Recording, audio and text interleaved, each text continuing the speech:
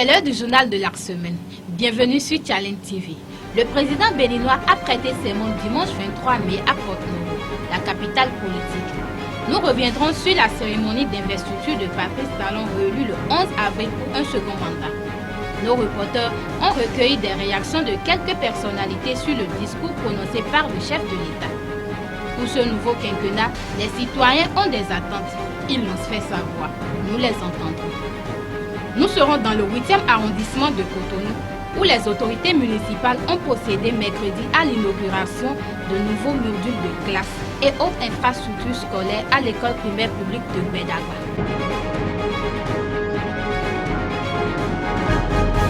On ouvre ce journal en éducation. Les écoliers de EPP Gbedagba, tout comme leurs enseignants, disposent désormais d'un cadre adéquat de cours. Mercredi, ils ont reçu un module de 12 classes, 2 cantines, 3 magasins et des latrines. Un don de la part de SIAB, dont l'artisan principal est Alain Gbagidi, chef de 8e arrondissement de Cotonou. Dieudonné Sodavé pour le reportage. L'émotion était grande et la joie au comble ce mercredi 26 mai 2021 à l'école primaire publique de Gbedagba, dans le 8e arrondissement de Cotonou. Après plusieurs années de conditions de vie et d'études très difficiles, les usagers de ce lieu de savoir ont enfin retrouvé le sourire aux lèvres, avec des infrastructures scolaires flambant neuves. Évaluées à plus de 100 millions de francs CFA, ces infrastructures scolaires sont les fruits du leadership du chef du 8e arrondissement de Cotonou et du partenariat entre la mairie de Cotonou et la SIAB. Devant un public, l'artisan principal de ces joyaux, le CA Alain Gbagidi, fait le récit des négociations ayant abouti à leur réalisation et remercie le directeur général de la SIAB pour sa promptitude. J'ai frappé à la porte de la première autorité de la SIAB. La raison de ma visite à cet ami avait pour but de plaider pour les enfants de mon arrondissement qui étudient dans les conditions pitoyables. Nonobstant les nombreux efforts du gouvernement, ces enfants avaient un besoin de locaux qu'il fallait immédiatement solutionner. La SIAB était partie pour réfectionner les bâtiments vétustes. Au finish, nous comptons une reconstruction entière de plusieurs classes et une construction de nouveaux bâtiments.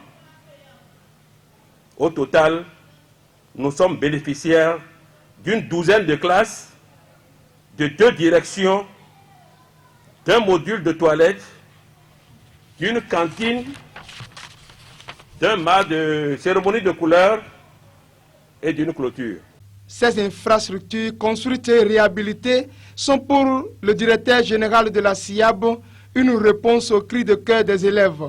Exceptionnellement, nous avons répondu présent à l'appel du CA du 8e arrondissement de la ville de Cotonou. C'est ce qui justifie la réalisation du présent don que nous rendons officiellement. Au nom des élèves, Zokli Florian a exprimé sa gratitude envers toutes les autorités communales et le directeur général de la SIAB. Tout en promettant de travailler pour un meilleur rendement scolaire, elle a rassuré que bon usage sera fait des dites infrastructures. Grande est notre joie de voir aujourd'hui notre école comptée parmi les plus belles et les mieux construites de Cotonou. Cher papa Alain Gbagidi, au nom de tous mes camarades écoliers, je vous remercie et je dis aussi un grand merci à notre généreux donateur, le directeur général de la SIAB SA et à toute son équipe. Nous promettons de faire très bon usage de ces joyaux. Exprimant sa gratitude au directeur général de la SIAB, le maire de la commune de Cotonou a souligné que des défis restent à relever dans le secteur de l'éducation. Ceci est un grand pas, mais nos défis dans ce secteur sont encore nombreux et persistants.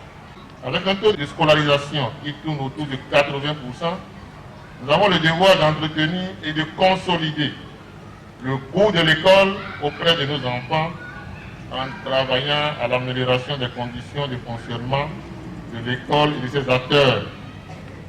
Nous ambitionnons d'atteindre les 100% de construction en matériaux définitifs d'ici 2026. En guise de reconnaissance et d'encouragement, Le maire Luc Setonji Atropo a distingué le CA Alain Kossik Bagidi et le DG Siab Salim Balkat. Partons à présent à Porto-Novo pour revivre la cérémonie d'investiture de Patrice Talon. Le président béninois réélu au premier tour avec 86,30% a prêté serment. Vivons les temps forts.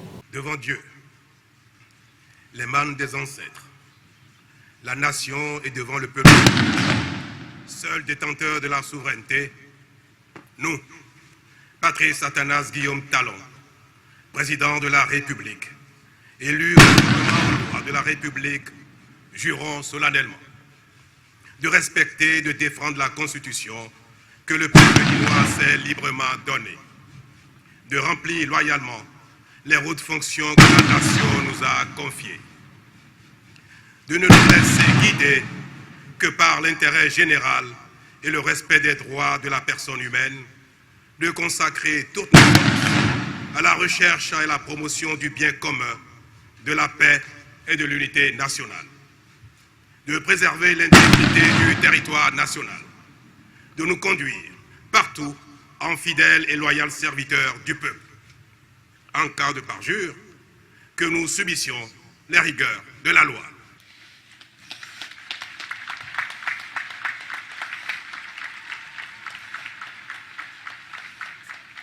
C'est en or. Il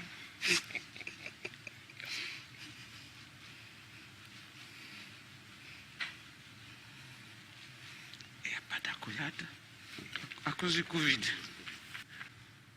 Monsieur le Président de la République, nous vous reconnaissons comme le chef suprême des armées.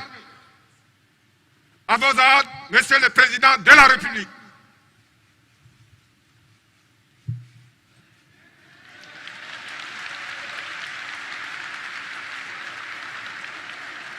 Monsieur le chef d'état-major général des forces armées béninoises, je vous renvoie à vos fonctions. Le chef de l'État a à l'occasion annoncé les grandes axes du quinquennat. Suivons un extrait de son discours. À présent, il s'agit pour nous, au cours des 5 années à venir, de transformer l'essai que constituent les avancées, voire, j'ose le dire, les prouesses qu'ensemble nous avons réalisées. Désormais donc, notre défi, notre leitmotiv doivent être de taire nos querelles pour nous consacrer à l'essentiel. C'est cela qui nous permettra de relever le défi de rendre l'eau potable disponible partout au Bénin d'ici à la fin de l'année 2023. C'est ce même état d'esprit qui nous conduira d'ici 30 mois à l'autonomie énergétique. Cette détermination nous amènera à densifier notre réseau routier de sorte qu'au terme du mandat, toutes nos communes seront reliées entre elles par des voies bituminées. Nous mettrons en place un système de santé plus efficace grâce au plan de redressement du secteur. Des investissements massifs seront faits pour améliorer partout le plateau technique et renforcer les effectifs. Notre action consistera aussi à donner une nouvelle impulsion à l'école béninoise pour la rendre plus compatible avec nos besoins. À cet effet, il sera construit une centaine de lycées techniques et d'écoles de métiers de référence, dont plus de la moitié d'ici à la fin de l'année 2023. En matière de tourisme, les investissements inédits en cours seront accélérés pour faire du secteur un levier essentiel de notre économie et propulser le Bénin au rang des destinations de rêve. Seront également intensifiés les investissements destinés à moderniser notre agriculture. Par ailleurs, la dynamique de développement en cours sera davantage portée par l'assainissement des finances publiques, la dématérialisation des procédures, les programmes spécifiques de financement de l'activité économique. Elle le sera également par le retour de l'État dans l'investissement industriel pertinent. Nous poursuivrons alors nos efforts pour l'amélioration continue du climat des affaires et pour la lutte contre la corruption et l'impunité dans tous les domaines. Toutes ces mesures, au cœur du quinquennat 2021-2026, seront source de richesse et d'emploi. Certes, elles paraissent nombreuses, mais je puis vous rassurer que leur réalisation est à notre portée et sera aisée. Notre engagement commun sera d'œuvrer à consolider la démocratie et les libertés, puis instaurer durablement la bonne gouvernance, gage de réalisation de toutes nos ambitions. Ce mandat sera donc, mesdames et messieurs, hautement social.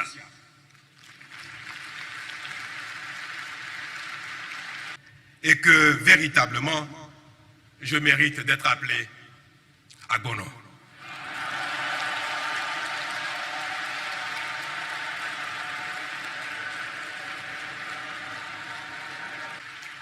Les élections, ainsi que les incompréhensions ou les querelles qu'elles génèrent, c'est désormais du passé. Dans la cohésion, tous ensemble, mettons-nous au travail pour consacrer définitivement le redressement de la grande nation que nous sommes, la fierté du grand peuple que nous avons toujours été. À l'issue de son discours-programme, nos reporters ont recueilli les réactions de quelques personnalités. J'ai noté dans le discours du chef de l'État la poursuite du développement du pays. Et un point m'a marqué surtout, il a dit que ce mandat sera hautement social. Et c'est ça que nous souhaitons pour nos communautés, puisque vous savez, nous avons des infrastructures de développement, mais le panier de la ménagère souffre un peu. Et que le chef de l'État souligne dans son discours que ce mandat sera hautement social. Et ça doit nous rendre fiers et nous pouvons dire à nos populations de prendre l'engagement avec le chef de l'État aujourd'hui et pendant les 5 ans à venir, il fera bon vivre au Bénin. Vous avez vu les dossiers phares qu'il a énumérés, à savoir l'eau pour tous d'ici 2023, l'énergie, l'autosuffisance énergétique d'ici 2023. C'est un discours ambitieux et c'est un discours qui rassure le peuple béninois et notamment la jeunesse. Et c'est un discours qui donne la promotion au Bénin. Je crois qu'à coup sûr, nous sommes sur le bon chemin et que le développement pointe à l'horizon. Ce que nous allons demander à la population béninoise, c'est de soutenir les actions du chef de l'État, c'est de l'aider parce que la tâche n'est pas facile. C'est bien beau de programmer des choses, mais c'est les hommes qui vont les exécuter. Il faut que nous l'accompagnions. Il n'a fait que reprendre ce qu'il a fait, sur quoi il était engagé toute sa campagne. C'est une continuité. Vous savez, lorsqu'il pleut, chacun se projette la tête. Vous avez entendu, il l'a dit, désormais, le tourisme est en train d'être positionné. Donc, dans le secteur du tourisme de la culture, cette partie m'a vraiment intéressé. Et lorsqu'il dit qu'il veut faire du tourisme, un levier important de développement socio-économique, ça suppose que et touristes et artistes seront très qualifiés. J'ai lu dans le chef de l'État une nouvelle détermination qui me laisse croire que le second mandat sera meilleur que le premier en tout point de vue. Et je lui souhaite vraiment bonne chance pour ça. Je pense qu'il a les moyens et la capacité intellectuelle pour y arriver. Quand quelqu'un se détermine, vous devez être avec lui pour lui permettre de réussir parce que c'est dans l'intérêt des populations que tout ce qu'il a été dit a été fait et des engagements qu'il a pris, c'est toujours dans leur intérêt. C'est pour ça que j'appelle le peuple béninois à vraiment le soutenir fermement, sans distinction de sources politiques et autres, parce que le bonheur est pour nous tous. Dieudonné Sodabi et Ignace Akodekou ont aussi tendu le micro à la population de Porto-Novo. Elle a fait part de ses attentes pour ce mandat.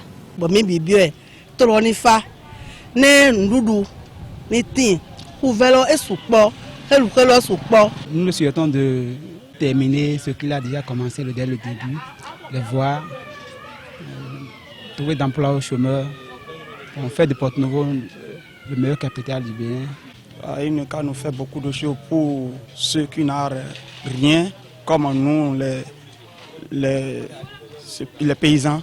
Pour son prochain quinquennat, on ne peut que lui souhaiter de chance et qu'il continue les œuvres qu'il a entamées et aller au-delà. Il y a des villes qui n'ont pas encore bénéficié, il y a des villes qui ont bénéficié de ces projets.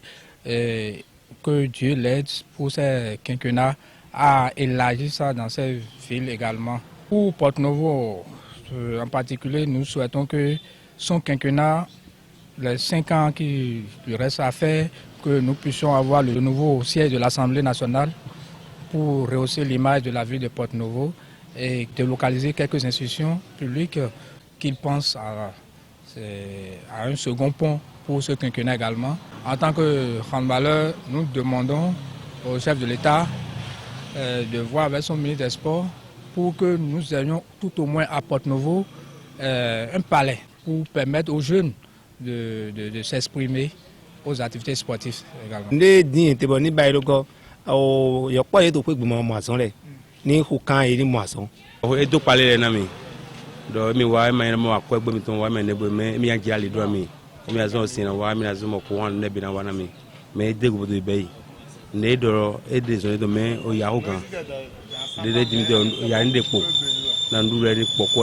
Vivement que la population soit entendue. 2 jours après son investiture, le chef de l'État a dévoilé la nouvelle équipe gouvernementale. Presque les anciens ministres du premier mandat ont été reconduits, à l'exception de Maounion Kakbo, Alain Orula et Saka Lafia qui perdent leur portefeuille. 2 nouveaux ministres, Raphaël Akoteyon et Kouarou Yves Tchabi, font leur entrée. On reste au palais de la Marina où le conseil des ministres s'est tenu le 26 mai. Aucune décision n'a été prise. Ce premier a été pour la prise de contact. Cependant, ce rendez-vous a permis au président de la République de dévoiler au ministre des priorités et des orientations du mandat. On referme cette édition avec l'équipe nationale de football. Le sélectionneur des écureuils, Michel Dussueur, a publié mercredi la liste de 23 joueurs qui seront de l'expédition sierra-léonaise. Le Bénin affronte la Sierra Leone en match en retard de la qualification de la CAN 2021. Le match est prévu pour le 14 juin prochain. Les écureuils ont besoin d'un match nul pour se qualifier. Nous reviendrons sur cette rencontre dans l'émission sportive. Ce journal est à présent terminé. Merci de nous avoir suivis.